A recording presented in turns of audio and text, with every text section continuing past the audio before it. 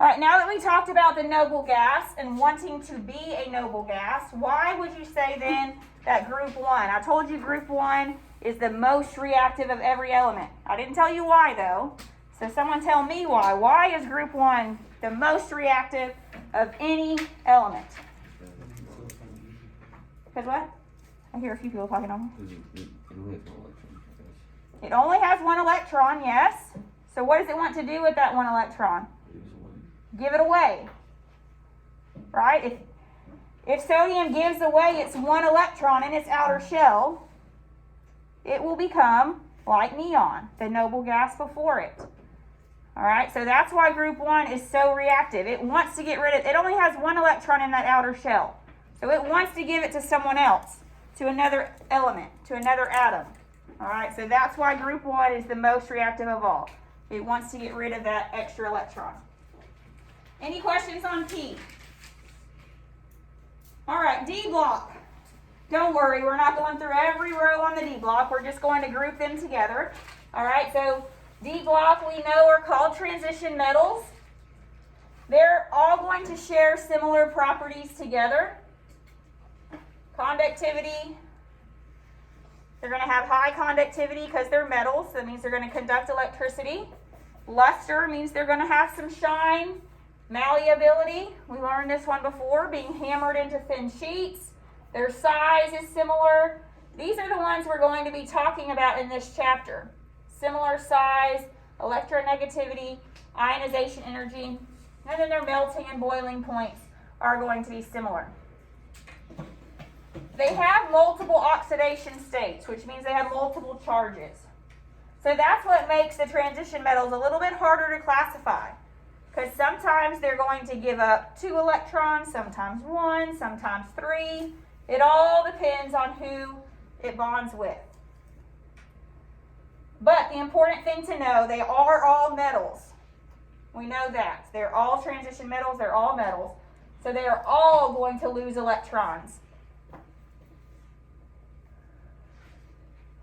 to become positively charged ions. So we're going to get way more into this in the next unit that we cover, but for now, just know the transition metals, they're all going to lose electrons, but different number of electrons. So that's why we're not going to classify them specifically as a specific charge or a specific number of valence electrons, because they can do different things and change.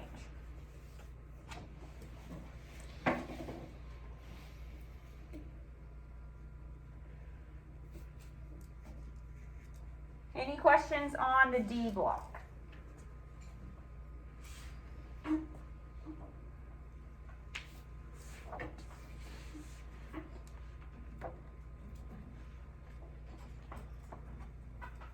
We have one last block to cover.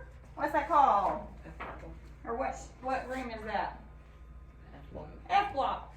We're going to talk about the F block. We are going to split it up just by its row and talk about that. Any questions on D?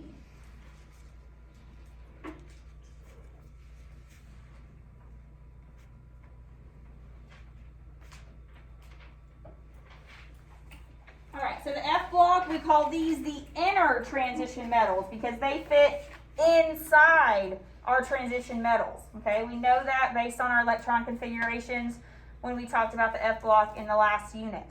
Those F rows fit inside our transition metals. The lanthanide series, it is called that because it starts with La. Okay, so that's why it's given the name lanthanide series. It is going to be our 4F because remember we subtract 2, giving it 4F. So it's going to be on the 4th energy level. Silvery metals, and they have similar reactivity to group 2. And then our bottom row in our F block starts with actinium. So that's why it's given the name actinide series. They are radioactive elements. So only 4 of these even exist in nature. Okay, the rest are synthetic, meaning man-made, in order to give the properties that they give. Okay, so Just know the names of these series, and that's really all I would cover for this block. They're called the intertransition metals, though.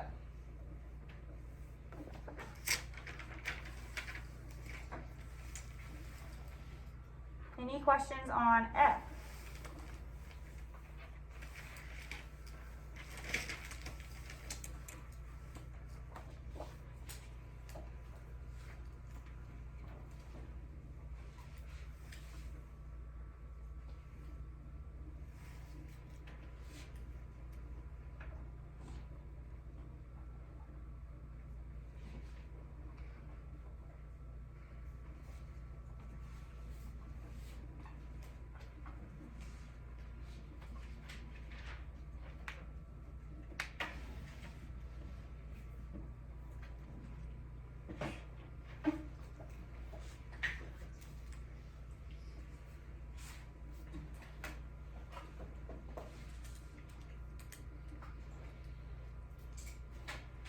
All right, any questions?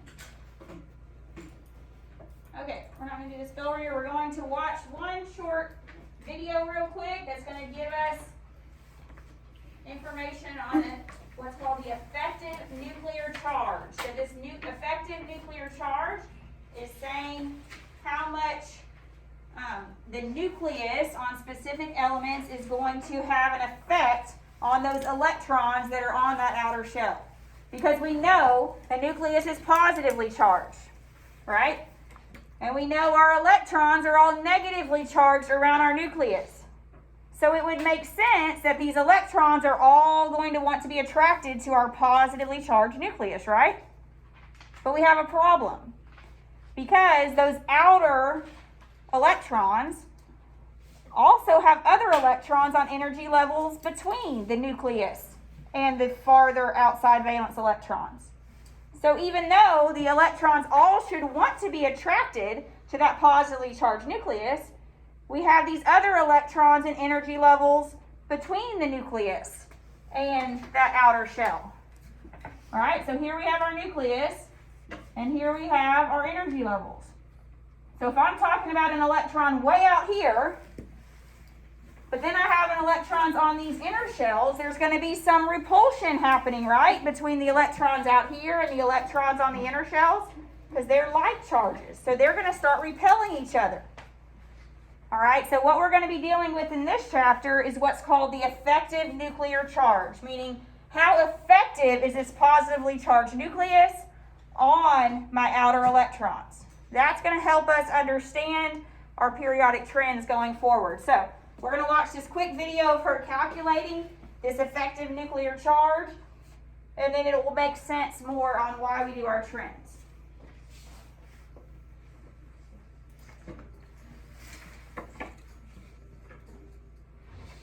Hello, and welcome to the chemistry solution. This tutorial is on effective nuclear charge. Although negatively charged electrons and atoms are attracted to the positively charged nucleus, they are at the same time repelled by other electrons in the atom. And so the effective nuclear charge is the average nuclear charge felt by an individual electron in an atom, taking into consideration the shielding effect of inner shell electrons. And we'll explore in more detail what that means as we go through this tutorial. The effective charge is equal to Z minus S, where Z is the number of protons in the nucleus, and S is the number of inner shell electrons. Now remember, the number of protons in the nucleus is the same as the atomic number and can be easily determined by using your periodic table. In this tutorial, we'll go through how to determine the number of inner shell electrons. Let's look at an example.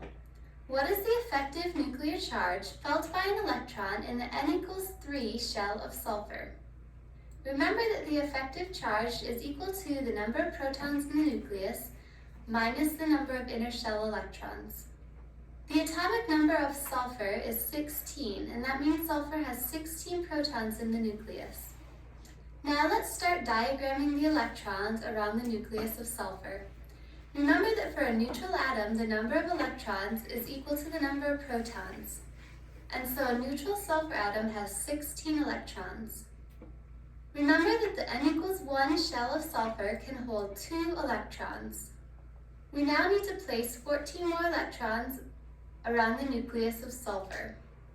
The N equals 2 shell can hold 8 electrons. So now we've diagrammed 10 electrons.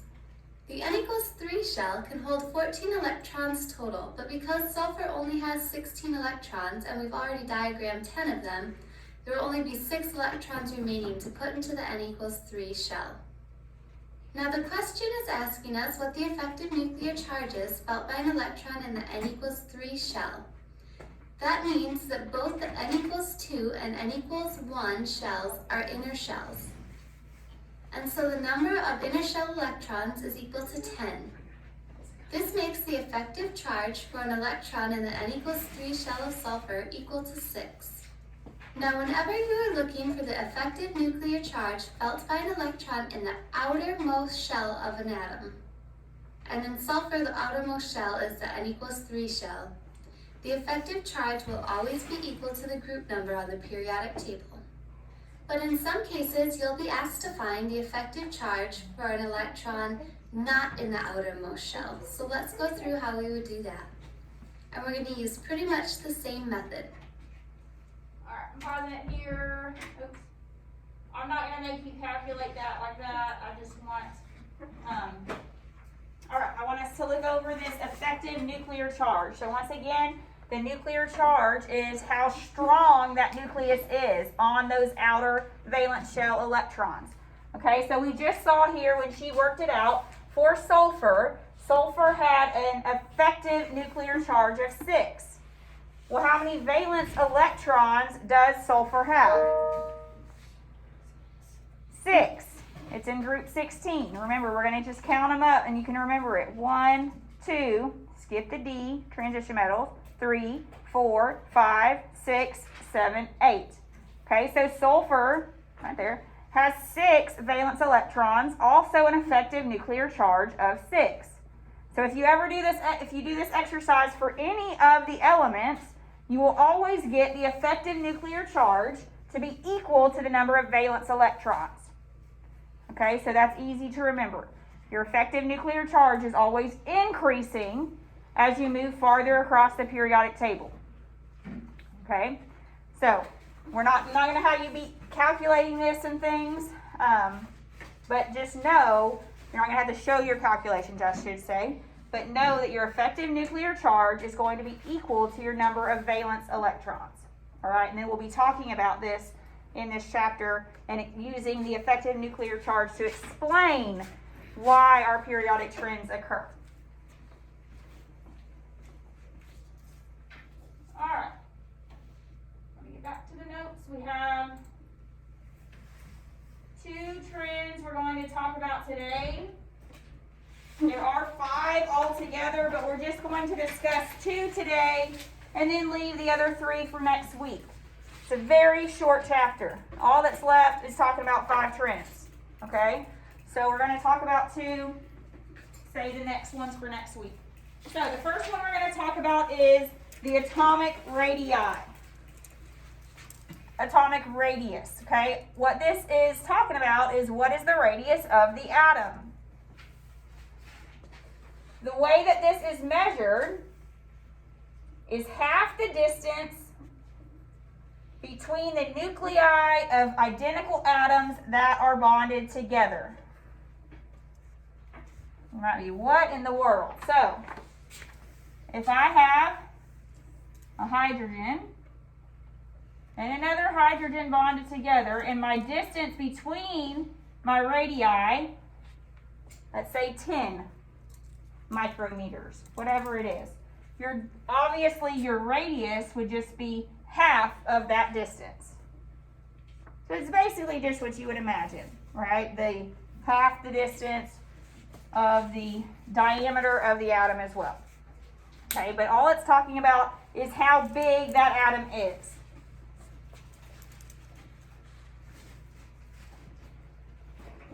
So we're going to, for each of the 5 trends, atomic radius is the first. We're going to talk about the period trend. Remember, your periods are horizontal rows. So we're going to be discussing, okay, as we move across a period, what happens to the atomic radius of the atoms? And then a group trend. As we move down a group, what's happening to the atomic radius of my atoms? All right. So the first one, period trend for atomic radius. What do you think as I move across the periodic table? This is probably going to be backwards than what you think, but what do we think? Is our atom going to get bigger, increase, or is our atom going to get smaller, decrease? It does get smaller. Why do you say smaller? Andy, you were saying down. You said opposite of what I think. It is opposite of what you think. So, yes, very good clue. Okay, we would think, hey, we're adding electrons, we're getting bigger, right? But let's think about this in terms of our effective nuclear charge. As we go across the periodic table, what's happening to our nuclear charge, the charge in the nucleus? Remember I told you it's equal to the valence electrons. So what's happening to my nuclear charge as I go across? It's getting bigger, right? That means my nucleus, the positive charge of my nucleus, is getting stronger, right? Because I'm adding more protons. So because the nucleus is getting more positive, more protons, a higher effective charge, that's able to pull my electrons in closer and actually shrink the atom. Okay, like I said, it's a little backwards than what you might think. But let's think about it another way. As I get over here to neon, does neon want to get rid of any of its electrons? No. So what do you think neon's doing with those electrons? Keeping them close, right? It says, I want those electrons, I'm keeping them in. So by doing that, neon actually, even though it has more electrons, its nucleus has a higher, better charge. It's actually pulling those electrons in closer, holding on to them tighter. We said that group 1 was very reactive, right? Why was group 1 again very reactive? It has one extra electron that it doesn't really want. It wants to get rid of it. So do you think lithium is holding on to that one extra electron very tight? No. It's not pulling in on it because it wants to get rid of that electron. Its effective nuclear charge is very, very weak. It only has effective nuclear charge of 1. So it's not pulling in on its electrons very tight at all. Think about it if you have a $1 bill, right? Or a $100 bill. You care about that thing a lot. What are you going to hold on to tighter? Your $1 bill or your $100 bill? Your $100 bill, because you care about it more. You don't want to lose it. Okay, so the same way with the noble gases. They're holding on to those electrons tight because they care about them. They don't want to lose it. They're happy. They don't want anyone to take their electrons. Okay, so that's why the atomic radius decreases as we go across. Okay, because the effective nuclear charge is getting greater, giving a stronger pull on those electrons. Any questions on the period trend? All right, the group trend. What do you think is going to happen as you go down a group on the periodic table? What do you think is going to happen as I go down? This is just a little bit of the explanation, but what do you think is happening as I go down a group in terms of the size? This one's not going to be backwards from what you should think. It's going to get larger, right? I'm adding energy levels as I move down a group. Everyone agree? As I go from sodium to potassium, I'm adding an energy level. As I go from potassium to rubidium, I'm adding another energy level. So just as you would imagine, the radius is getting larger as you move down a group because extra energy levels are being added. Because the effective nuclear charges are all the same, right, in the same group. So you can't use that as an explanation. It's all the same. So what you then have to think about is the number of energy levels. So those are the two things, those are the two keys that you need to understand in this chapter. Is as we go across the period, the effective nuclear charge is changing So that's how you can explain the trend. And as we go down a group, the number of energy levels is changing. Okay, so that's how you will explain a group trend, through energy levels.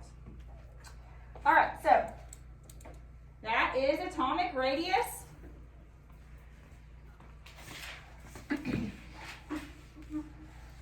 I'll let you jot this down if you didn't write down the explanation as we were talking. So here, period trend, electrons are pulled closer by the increasing positive charge of the nucleus. So that's just saying your effective nuclear charge is getting larger as you go across. Therefore, our electrons are pulled closer. They're holding on to them tighter. Lithium is larger than fluorine because a lithium only has an effective charge of 1, whereas fluorine has an effective charge of 7. So its nucleus is much stronger, much more positive charge to pull in those outer electrons.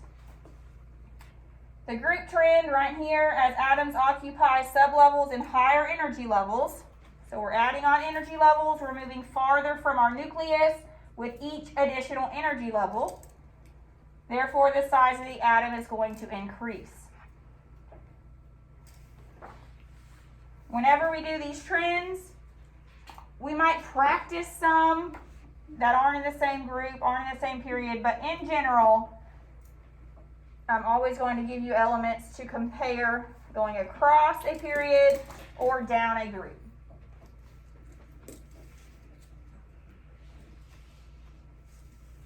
Any questions on atomic radius?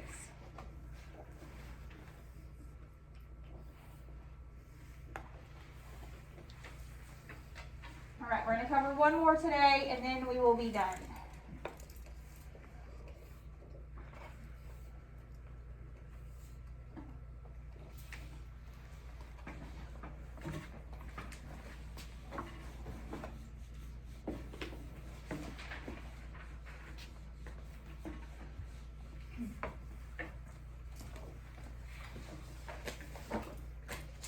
All right, so here's just a picture kind of showing as we move across, transition metals don't change as much, but in the other groups, as you move across, you can see getting smaller and smaller,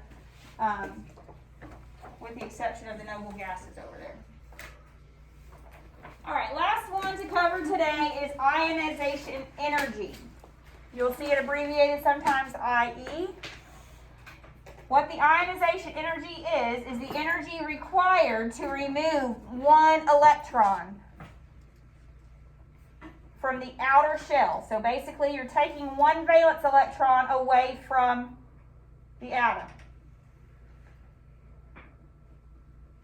All this is showing right here is that, of course, to remove an electron, you're going to have to add some energy.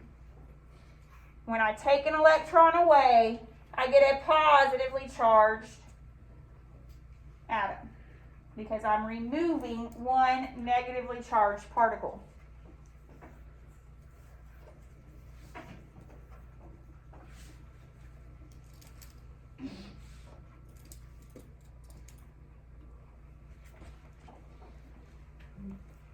We're going to talk about the periodic trend. So as I move across, what you need to think about here is, well, how likely does that atom want to give away an electron? If they want to give away an electron, it's going to be a very low amount of energy, right? It's not going to be very hard to pull that electron out. But some atoms, as we've already discussed, really want to hold on to their electrons. So it's going to take a lot of energy to get an electron removed.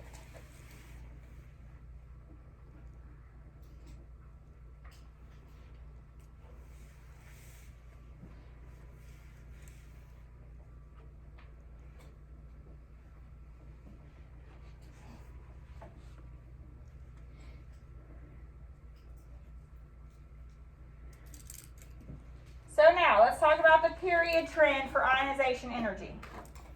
So as I'm going across the period, Do you think it's going to create more energy, or require, I should say, require more energy to remove an electron, or require less energy to remove an electron as we move across?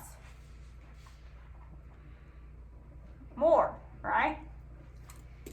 But let me ask you, between lithium and fluorine, lithium has 1 valence electron, fluorine has 7 valence electrons. So what am I going to be able to remove easier? Lithium's valence electron or fluorine? Lithium. We've already said lithium wants to get rid of its electrons. It has effective nuclear charge of only 1. Right? It's not holding on very tight to its electron. It wants to get rid of it anyways. We already said that. It's reactive. It wants to lose that electron. So it does not require much energy at all to remove an electron from a group 1 element. However, as I get closer and closer and closer to my noble gases, those electrons are being held on tighter, a higher nuclear charge. They want those electrons more. So they're going to put up more of a fight. They're going to say, hey, you got to use a little more energy than that to take my electron away. I want to keep it. I'm almost to a noble gas configuration. I don't want you to take it away. All right, so we can say our periodic trend is going to, what would you say, increase or decrease? Increase, requiring more energy as we move from left to right on the periodic table. Before I show you the words, because that way y'all think about it and not just be writing. Group trend going down. Would you say it's going to be easier? So our trend would decrease or increase as we move down. Is it going to get harder to remove an electron as we go down the table? Easier. It will get easier. Let's think about why. I'm adding energy levels, right? So I'm getting farther and farther and farther away from that positive nuclear charge. So when I'm getting farther away, that positive nuclear charge cannot be as strong because my distance from that positive nucleus is getting bigger with the more energy levels that I add. So if I don't have as strong of an attraction from my nucleus to those outer electrons, it should be easier to remove. Oh, you brought me breakfast. How kind. Thank you. It's going to be easier, right, to remove an electron the farther away that I get from that positive nucleus. Does that make sense? So it's going to decrease. Farther away from that positive nucleus.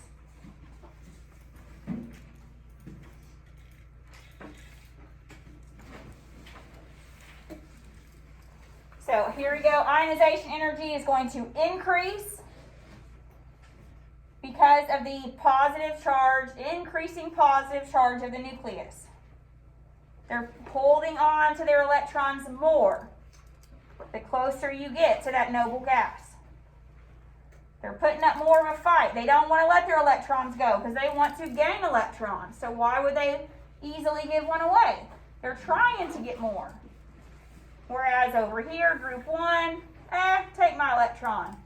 I'd rather you take it so I become a noble gas.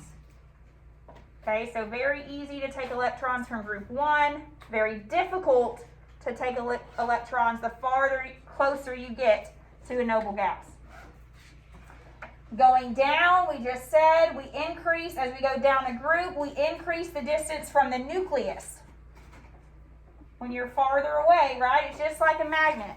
If I have 2 magnets, I'm getting close, you can't feel much of an attraction the farther you are away from those 2 magnets.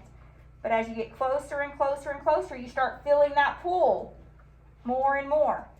Okay, the same way with these electrons. The closer you are to that nucleus, the stronger that nucleus charge is, the stronger of the pull.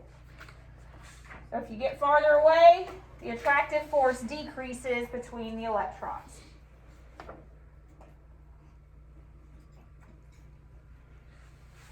Any questions on the theories or the ideas behind the 2 trends, atomic radius and ionization energy, that we talked about today? You're going to practice these 2 trends And then on Monday, when we're back together, we'll tack on the next 3 trends. And like I said, that's it for this chapter. So I'm going to try to figure out how to do a lab together. Of course, socially distanced and spaced out, not touching the same things, but I really want to do some kind of hands-on.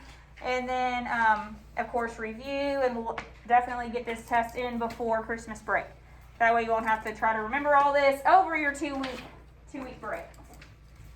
So real quick, let's review. Oh, sorry. Go ahead and keep writing if you're ready.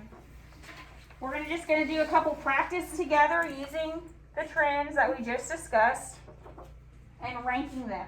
That's what you're going to have to be able to do on worksheets or the test for this chapter. If I give you elements, you're going to have to rank them in increasing order. So just like you did on the test, smallest to largest. Okay, so that's what you're going to have to be familiar with. So we might as well practice it together real quick. We'll talk about that one on Monday. All right, so let's talk about atomic radius. So use your periodic table. You got to find these elements: magnesium, chlorine, and aluminum. We're going to rank them in increasing order according to our atomic radius. So find them: magnesium, aluminum, and chlorine.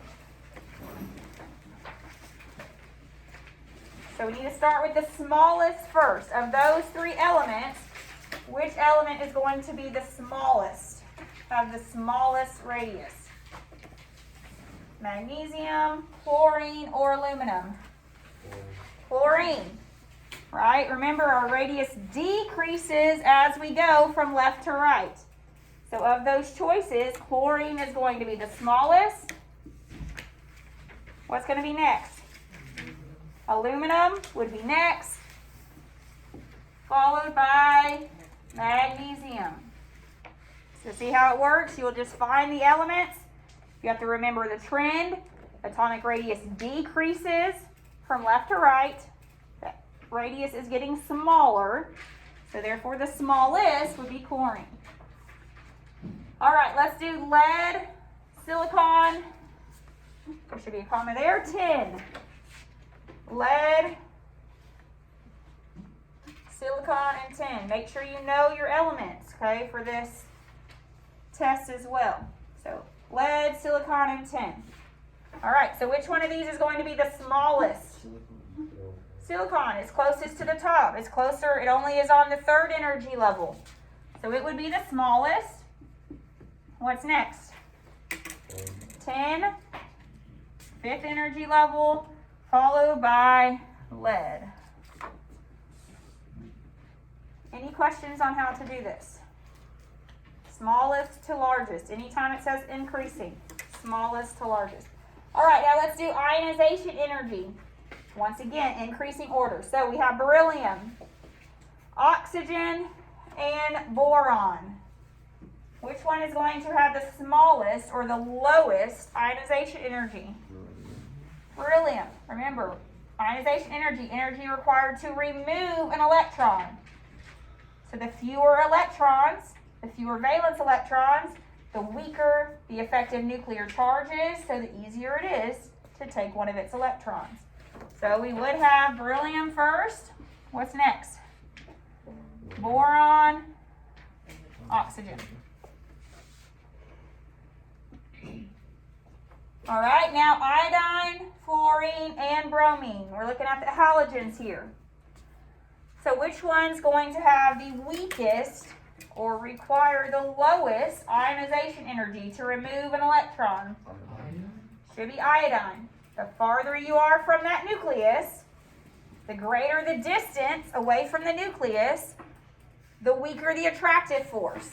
So therefore, it's easier to pick out an electron. So iodine, then bromine, then fluorine. Okay, any questions on the 2 trends we covered? All right. You have a worksheet to practice.